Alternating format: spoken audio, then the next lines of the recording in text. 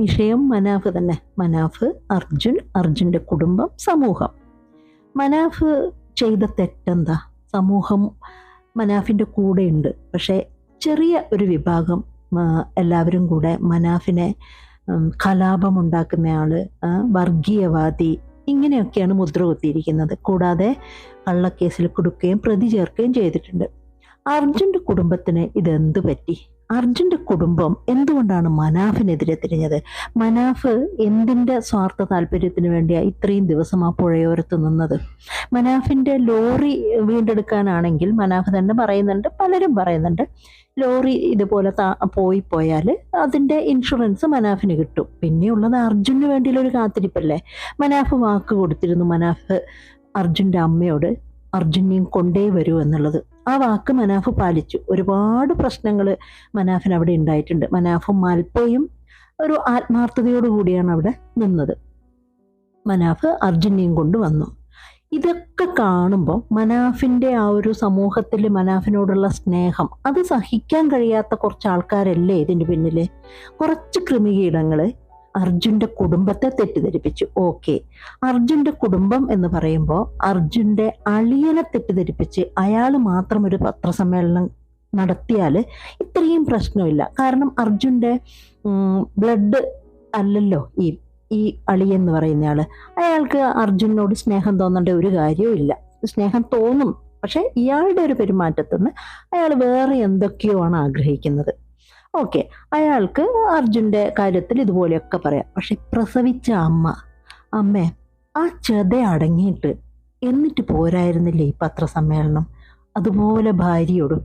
നമ്മൾ സാധാരണ ഒരു ഭർത്താവ് നഷ്ടപ്പെട്ട് കഴിഞ്ഞാൽ ഇങ്ങനെയുള്ള കാര്യങ്ങളിലെല്ലാം ഇടപെടേണ്ട ആവശ്യമുണ്ടോ? ആര് പറഞ്ഞു കഴിഞ്ഞാലും എൻ്റെ ഭർത്താവ് പോയി, ഇനി ഒന്നും എനിക്ക് വിഷയമല്ല എന്നുള്ളൊരു രീതിയിൽ ഉള്ളിൽ സങ്കടങ്ങളും ഇങ്ങനെ ചെയ്തവരോടൊക്കെ ഉണ്ടാവാം. പക്ഷെ ഒരു പത്രസമ്മേളനത്തിൽ നിന്ന് ഇവർക്ക് ഒഴിഞ്ഞു നിൽക്കായിരുന്നു അല്ലേ? അതുകൊണ്ട് എന്തായി? മനാഫ് കുതിച്ചുയർന്ന സ്നേഹത്തിലെത്തി, ഇവര് അതുപോലെ കുതിച്ചുയർന്ന വെറുപ്പിലും എത്തി. അതല്ലേ ഉണ്ടായത്? ഈ ഒരു കാര്യത്തിൽ ഒരു കൃമി, ഒരു യൂട്യൂബറാന്ന് തോന്നുന്നു, അയാൾ പറഞ്ഞൊരു വാക്കുണ്ട്, നന്മ മരം. മനാഫ് അയാൾ നന്മ മരമല്ല, അയാൾ നന്മ വിഷമാണ്. അത് തിരിച്ചറിയാതെ കുറച്ച് ഹിന്ദു സ്ത്രീകളും ഹിന്ദു യുവാക്കളും ഹിന്ദു കളവന്മാരും കളവികളും അവർക്ക് വേണ്ടി കുഴലൂതുന്ന ആ ഹിന്ദുക്കളെ എടുത്ത് കിണറിലിടാൻ തോന്നുന്നു. അതിൽപ്പെട്ട ഒരാളാണ് ഞാനും. ഹിന്ദു സ്ത്രീയാണ് ഞാൻ. വെയിറ്റ് ചെയ്തിരിക്കുക, എന്നെ എടുത്ത് പൊട്ടക്കിണറ്റിൽ കൊണ്ടിടുമെന്നാണ് പറഞ്ഞിരിക്കുന്നത്.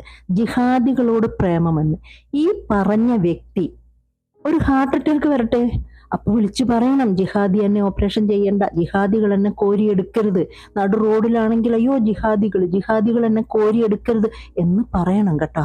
അതല്ല ഒരു വണ്ടി ആക്സിഡന്റ് പറ്റിയ, നമ്മളെല്ലാവരും റോഡിലേക്ക് കൂടിയാണ് രാവ് പകല് പോകുന്നത്. ഒരു വണ്ടി ആക്സിഡന്റ് ആയ അപ്പം വിളിച്ചു പറയണം, ജിഹാദികൾ എന്നെ എടുക്കരുത്, എന്നെ ഹിന്ദുക്കൾ മാത്രം വന്ന് എടുത്താൽ മതി എന്ന് പറയണം. നാണമില്ലടോ ഇങ്ങനെയൊക്കെ പറയാൻ? എന്താ സമൂഹത്തിൽ വർഗീയത ഉണ്ടാക്കാൻ നാണമില്ലേ? അതും മനാഫ് എന്ന് പറയുന്നയാൾ വർഗമോ ജാതിയോ ഒന്നും നോക്കാതെ പ്രവർത്തിച്ചതായിട്ടാണ് തോന്നുന്നത് അല്ലേ? കാരണം ഇന്നലെ അവരുടെ പത്രസമ്മേളനത്തിൽ പല കാര്യങ്ങൾ പറയുമ്പോഴും അമ്മ പറഞ്ഞു, സെൻഡ് ഓഫ് എന്നൊരു വാക്ക് പറഞ്ഞതിനെ പോലുമായ അമ്മ എടുത്തു പറയാണ്.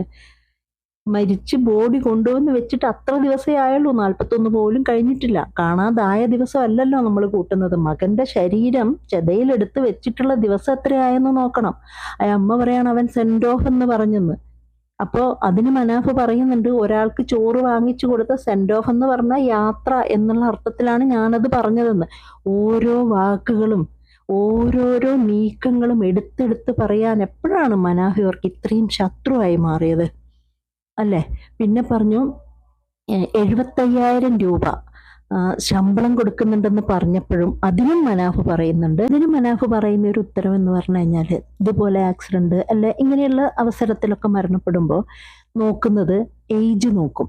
അർജുന് 30 വയസ്സേ ആയുള്ളൂ. പിന്നെ എത്ര കുട്ടികൾ കല്യാണം കഴിച്ചതാണോ, ഉത്തരവാദിത്തങ്ങൾ, ഇതൊക്കെ ഇൻഷുറൻസ് നോക്കും. ജീവിച്ചിരിക്കുന്ന അമ്മയുണ്ടോ, അങ്ങനെ ഉത്തരവാദിത്തങ്ങൾ നോക്കും.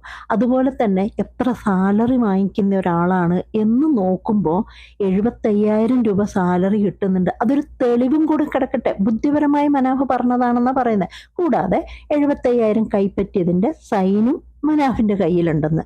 അപ്പൊ ഇതൊക്കെ അതൊക്കെ അവരെ എതിർത്ത് പറയുന്നത്, ഒരു ബൈക്ക് നന്നാക്കിയിട്ട് പൈസ നമ്മളാണ് കൊടുത്തതെന്ന് പോലും ഇത്ര ദിവസത്തിനുള്ളിൽ ആ ഭാര്യ ഒരു കൂസലും ഇല്ലാതെ പറയുന്നതൊക്കെ എങ്ങനെയൊന്ന് മനസ്സിലാവുന്നില്ല. കുറ്റപ്പെടുത്തുന്നതല്ല, പക്ഷെ കാണുമ്പോൾ ഒരു സങ്കടം.